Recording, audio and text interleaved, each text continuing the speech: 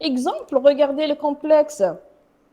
J'ai deux complexes ici, avec donc Hg, un complexe avec le mercure, Hg2 plus Cn moins, qui vous donne HgCn plus. Il a un pKd de combien? De 18. 18. D'accord? Le deuxième complexe, c'est un complexe, donc toujours à base de mercure, mais avec le ligand F-. Et là, vous avez un complexe de pKd égale 1,6. Alors, je vais raisonner, on vous a donné le pKd. pKd Madame, grand, complexe, stable. Là, vous avez une valeur de 18 et l'autre, un pKd de 1,6. madame, Oui, est-ce qu'il y a une valeur qui varie entre les deux? oui, tout à fait, peut-être. Est-ce que c'est clair? Donc, le premier pKd, c'est 18. Le deuxième, c'est 1,6. Si je dois comparer les deux complexes, je dirais que le complexe HgCN+, est plus stable que HgF+. Alors, son pKd est grand. Son KD est petit. Sa dissociation, elle est faible. Donc, il se forme facilement. Contrairement au deuxième. C'est bon? Oui, madame. D'accord. Donc là, je vais vous donner une fourchette. Dans quel cas donc, il y a des complexes, on les appelle des complexes. D'accord, je vais descendre. C'est bon. Des complexes qui sont parfaits. D'accord? C'est lorsque c'est des complexes, on les appelle parfaits, c'est des complexes très très stables, c'est lorsque leur pKd est très grand. Lorsque vous avez, par exemple, des pKd de 40, 48, etc., c'est des complexes très très très forts. D'accord? Très très stables. Alors, parce que si pKd égale à 40, ça veut dire KD égale à combien? Si pKd Mais égale 40, KD égale à moi, combien? 10 puissance Moins pKd. Donc, c'est 10 puissance moins moins 40. 40. KD égale à 10 puissance moins 40, c'est pratiquement zéro. D'accord? Ça veut dire que la dissociation est très, très faible. Il n'y a pas de dissociation. S'il n'y a pas de dissociation, on les appelle des complexes parfaits. D'accord? Inversement, les complexes dont les pKd sont inférieurs à 2, d'accord, on dit qu'ils sont imparfaits. C'est des complexes qui sont instables. Entre 2, donc la valeur pour considérer un complexe parfait, il faut considérer un pKd donc quand même supérieur à 7. Hein. Inférieur à 2, c'est imparfait. Supérieur à 7, ça commence à être parfait, bien sûr. Et entre 2 et 7, c'est moyen. D'accord? On ne peut pas dire qu'il est très, très, très stable. On ne peut pas dire aussi qu'il est instable. C'est moyen. D'accord? C'est bon? Oui, madame. Oui, Madame, Vous avez inférieur à 2, c'est instable. Supérieur à 7, ça commence à être parfait, stabilité. Entre 2 et 7, c'est moyen. C'est-à-dire vous avez un équilibre. Il peut se dissocier facilement et il peut reprendre. Oui, madame, oui. peu stable veut dire instable. Je crois que oui. Peu stable, Peu stable. oui, veut dire Peu. instable. Et complexe Instable, instable. oui. Inférieur à 2, c'est instable. D'accord, madame. D'accord. Oui, d'accord. On les Merci. appelle des complexes imparfaits. Des complexes stables, c'est lorsque le pKd est très grand. À partir de 7, on peut le considérer comme grand. Inférieur à 2, qui m'a tout à 1,6, c'est instable. D'accord? Entre 2 et 7, c'est moyen. D'accord? Ça va vous permettre de calculer les concentrations à l'équilibre. Est-ce que c'est clair? Oui, Oui. madame. D'accord, je peux continuer? Oui. Donc, il faut comprendre juste, bon, bien sûr, après, vous refaites à tête reposée. Sur une feuille, vous écrivez KD petit, PKD grand, complexe dissocie difficilement ou pratiquement pas, complexe stable. Donc, la suite, vous allez la déduire facilement. D'accord? Ça va être des conclusions. OK? Madame, entre 2 et 7, moyen. Entre 2 et 7, c'est moyen, oui. C'est un équilibre.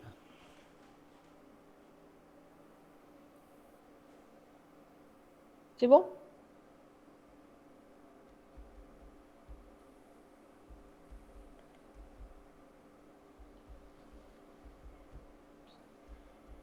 Je peux continuer? Oui, madame. Oui, madame. Très bien. Alors, donc là, j'ai parlé des constantes de dissociation ou de formation. Là aussi, donc, on a fait le petit sous-chapitre. On va voir quand vous avez, par exemple, deux complexes. D'accord? Quand vous avez deux complexes, je vais prendre un exemple. Madame, Oui. madame, dans le milieu, dans la phase à cœur, si le complexe est dissocié, il y a une dissociation totale, يعني irréversible, il y a une dissociation sur Dépend du le complexe. Si le PKD est très petit, la dissociation est totale. Donc Se dis- irréversible ما يعاودش يتفورما. تعاودش تفورما. Là. Pour le reformer, il faut d'autres conditions. D'accord? D'accord. Là, je ne sais pas si vous avez fait le TP. Le TP, tu as les complexes, non? Non, pas encore. Ah, d'accord. Quand vous allez faire le complexe, le TP, vous allez mieux voir. Sur le plan pratique, on peut le voir par un changement de couleur.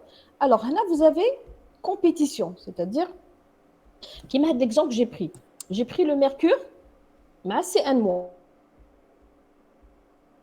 PKD égale à 18.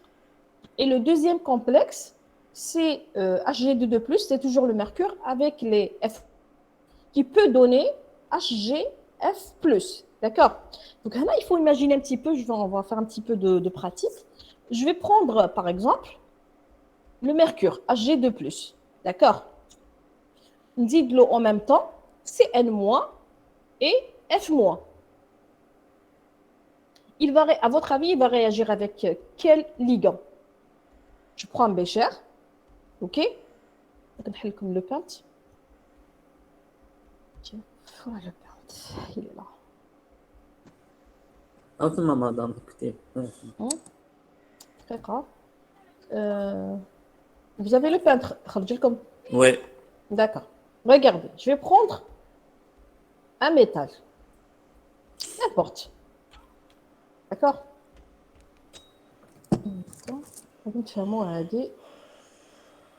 Je vais prendre un métal de transition. Par exemple, Ci2+, je prends un métal. D'accord? Je vais lui ajouter un bécher. Je vais lui ajouter deux ligands.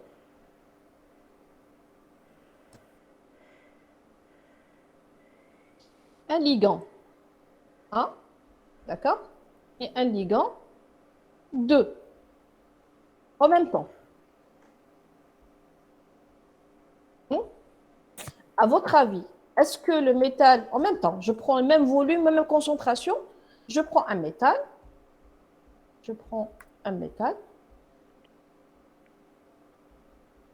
par exemple Cu2+,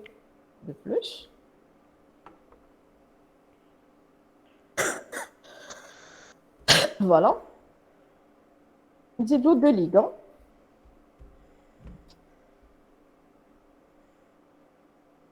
voilà. Donc un métal, par exemple Ci2+, je lui ajoute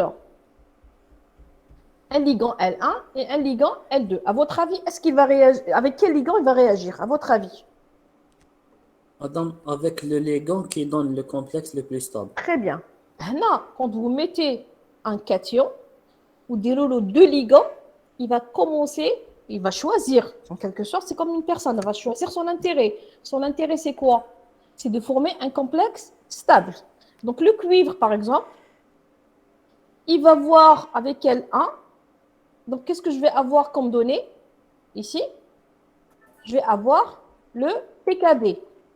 Oui. D'accord? Si le PKD avec L1 est plus grand, il va choisir L1. Complexe stable. Le plus stable. S'il voit que avec le L2, le complexe est plus stable, il va choisir le L2. Une fois qu'il aura fini avec L2, s'il reste, je dis bien que s'il reste, Ouais. c'est-à-dire la concentration de Ci2+, elle est en excès, d'accord? Le reste, il peut former avec le L1. Mais s'il n'y a pas assez de Ci2+, il va choisir un complexe plus stable, d'accord? Très bien. Donc, on a le choix Tous les éléments cherchent la stabilité, madame. Exact, c'est comme il cherche son intérêt. Comment dirais-je? C'est comme les personnes. Ils cherchent son intérêt. Son intérêt, c'est quoi? C'est la stabilité. Former des complexes qui sont stables, tout simplement. OK, je vais effacer. Sélection rectangulaire. Voilà. Et je vais supprimer. D'accord. Donc là, quand vous avez un métal, vous mettez deux ligands. C'est ce qu'on appelle une compétition entre deux ligands. D'accord. C'est une compétition entre deux ligands. On peut avoir, par exemple, un bécher. J'ai mis, par exemple, CI de plus. Je prends du CI de plus. D'accord. J'ai ajouté, là vous allez le faire en... J'ai ajouté un seul ligand, L1. D'accord. Il m'a donné un complexe C1. D'accord. Vous suivez. Je vais accepter juste les... Oui, madame. Oui. Très bien. Je reprends. Donc, j'ai pris un bécher. Il faut imaginer un petit peu la réaction. J'ai pris une solution de CI de plus. Vous allez faire en TP. J'ai ajouté un ligand L1, par exemple NH3. Vous allez voir la formation d'un complexe. Ce complexe, il sera coloré. D'accord? Il faut savoir que je vous ai dit la dernière fois que tous les complexes ont une couleur. D'accord? Oui. Une fois que j'ai formé le complexe, il a une certaine couleur, par exemple rouge ou la bleue. Avec la solution déjà, je vais lui ajouter un deuxième ligand. Qu'est-ce qui va se passer? Elle va Avec changer de couleur. علاش؟ Parce que l'instabilité تنقص ولا تزيد. Donc, il n'y a pas. Vous avez deux cas dans ce cas. Oui. D'accord? Je reprends. J'ai mis un métal, un ion métallique. J'ai ajouté un seul ligand. Donc, automatiquement, il n'a pas le choix. Il va former un complexe. Je suis là, j'ai pris un ion, j'ai ajouté, l'exemple que j'ai donné tout à l'heure, j'ai pris un ion métallique, j'ai ajouté deux ligands. Avant qu'il y ait réaction, le cuivre va réfléchir. En quelque sorte, il va choisir le ligand avec lequel il forme le complexe le plus stable. D'accord? C'est clair? Là, j'ai un autre cas, c'est lorsque vous avez pris, on prend un ion métallique, je lui ajoute un seul ligand. Donc, le cuivre n'a pas le choix. Automatiquement, s'il n'a pas le choix, il va le prendre. On va former un complexe C1 de couleur X. D'accord? Je le vois, je le regarde. Moi, par exemple, mon complexe est rouge.